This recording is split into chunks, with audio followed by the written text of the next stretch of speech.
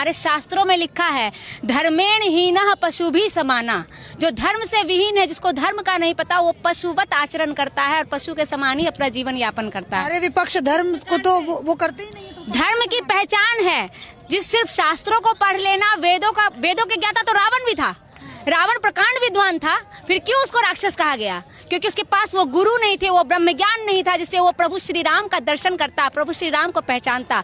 विद्वान तो रावण भी था, क्यों उसको फिर राक्षस कहा गया? इसीलिए हमारे शास्त्र कहते हैं, वेदाहमेतम पुरुषम महांतम आदित्य वर्णम तमसा परस्तात् तमेव विदित्वाति मृत्युमेति नान्यः पंथा विद्यते अनाया। जो उस परम प्रकाश पुरुष को जानता है, वो अकाल पुरुष को जानता है, वही परम पुरुष है, वही सतगुरु है, और इसके अलावा कोई और मार्ग नहीं है। हमारे विवेकानंद जी ने कहा है, अगर आत्मा है तो उसे महसूस करो, अगर ईश्वर है, आप तुम जानते हो कि ईश्वर है, तो उसका दर्शन करो, अन्यथा ये पाखंड करने से अच्छा है तुम नास्तिक हो जाओ, क्योंकि ये पाखंड सही नहीं है। इसके बजाय तुम नास्तिक रहो, आस्तिक हो। अगर अपने आप को आस्तिक कहते हो तो एक सच्चा हिंदू वही होता है जो सिर्फ वेदों को, शास्त्रों को पढ़ता नहीं है, बल्कि उसे अपने अंतःकरण में जानता है। हमारे ऋषि मुनियों ने वेदों को लिखा नहीं, उन्होंने पहले अपने अंतःकरण में देखा है। वेदों में कहा है, अरे वाह आत्मा द्रष्टव्यो मंतव्यो श्रोतव्यो, श्रोतव्यो द्रष्टव्यो मंतव्यो। पहले सुनो, फिर देखो, फिर मानो।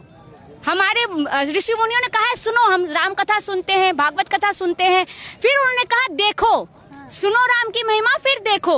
देखना क्या है? राम को देखो, कृष्ण को देखो, जिनकी आप महिमा सुन रहे हो, जिनकी आप महिमा गा रहे हो, क्या आपने उनको देखा है?